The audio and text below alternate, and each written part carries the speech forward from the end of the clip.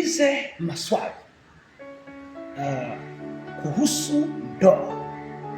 Watu wengi wanalia, wana vidonda, wengine wamejinyonga na wengine wanapanga kujinyonga kwa sababu ya ndoa.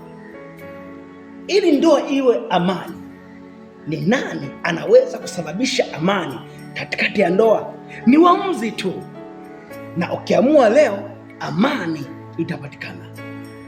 Watu wengi wameumizwa, wanaumia. Ndoa ni mpango wa Mungu. Ndoa si mpango wa binadamu. Qur'ani na Biblia imesema vizuri kwa habari ya ndoa. Mungu alipomuumba binadamu wa kwanza, alimtengenezea mwanamke, na hiyo ikawa ndoa. Kwa tafsiri zetu binadamu, hiyo ikawa ndoa.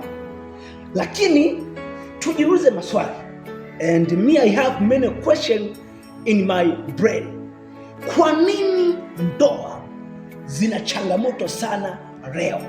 Je, ni mpango wa Mungu zile changamoto zikae kwenye ndoa, au ni mpango wa nani? Na ni nani anaweza akaamua kusababisha furaha kwenye ndoa? Ni nani? Ni nani? Ni nani? Na ni jambo dogo tu. Kuna watu mpaka sasa hivi kwenye ndoa wana furaha, na kuna watu mpaka sasa hivi kwenye ndoa wana majonzi. Je, wale walio na furaha kwenye ndoa ni kwamba wana elimu kubwa sana kuhusu ndoa? No, nataka nikwambie, unapoamua kumchukulia madhaifu mwenzako, hapo ndipo amani kwenye ndoa hupatikana. Unapoamua madhaifu ya mwanaume wako, ya mume wako au ya mke wako, kuyabeba kama yako, hiyo ni njia mojawapo ambayo inaweza sababisha tumaini la furaha kwenye ndoa.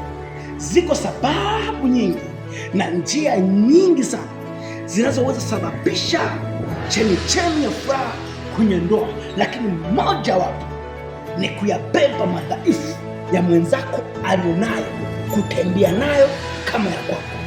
Hiyo ni njia ambayo inaweza kusaidia. Lakini kusamehe, hakuna binadamu ambaye asamehe. Kwa maana Mungu anasema kwamba mtu asiposamehe, maana yake hata yeye pia hawezi kusamehe. Kwa hiyo mwenzako anapokosea ukamsamehe, hiyo ni njia moja wapo inaweza sababisha tumaini la furaha kwenye ndoa. Lakini watu wengi leo wana vinyongo ndani ya ndoa, na ndio maana mpaka sasa hivi kila mtu anachochuma, anachotafuta, huchuma kwa njia yake, huchuma kwa maono yake. Mwanamke anapambana na ajenge na mwanaume hajui, mwanaume anapambana na ajenge na mke wake hajui. Hii ni changamoto.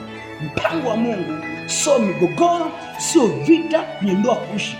Mpango wa Mungu ni furaha na chanzo cha baraka kwenye maisha ya binadamu katikati ya ndoa.